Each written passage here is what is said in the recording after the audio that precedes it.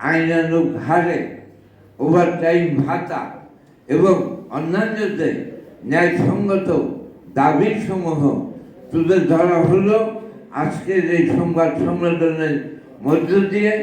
সেই দাবি এবং কর্মসূচির সাথে সংহতি জানিয়ে এখন আমার পাশেই নির্মাণ শ্রমিকদের আপনাদের মতো দোকান কর্মচারীর মতো অবহেলিত আরেক গোষ্ঠী, সেটা হচ্ছে বাংলাদেশের নির্মাণ। এই শব্দটা আমরা অনেকেই ব্যবহার করি। যখন একটু স্টেজ আমরা উঠতে পারি, they are not worker but they are labour. এই লেবারটা এক ধরনের বিদ্রুপ বা টিটকারি, এই শব্দটা আমরা উপলব্ধি করি না।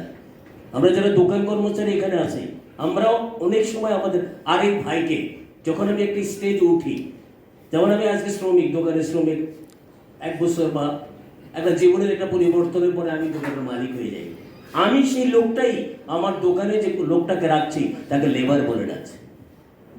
আমার মধ্যে নাই পরিবর্তন।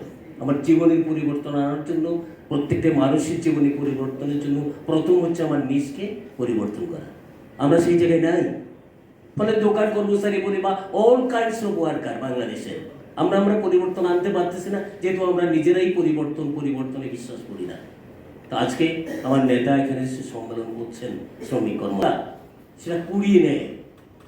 এই হতভাগ্য দেশের এই যে বৈষম্য, এই বৈষম্য দূর করার জন্য আমাদের লড়াই সংগ্রাম করতে হবে। সাংবাদিক বন্ধুরা, আপনারাই হচ্ছেন সবচেয়ে বড় হাতিয়ার, যারা কলমের লেখনির মধ্য দিয়ে আমার এই দুর্দশার কথা, আমার শ্রমিকদের দুর্দশার কথা, আমাদের জীবনের মানের কথা তুলে ধরতে পারেন। আজকে সাংবাদিক সম্মেলনের মূল উদ্দেশ্য হচ্ছে এই কথাগুলো আপনারা তুলে ধরেন, যেন এই দেশের শ্রমজীবী দোকান কর্মচারীরা তাদের ভাগ্য নির্ধারণের জন্য লড়াই সংগ্রাম করতে পারে।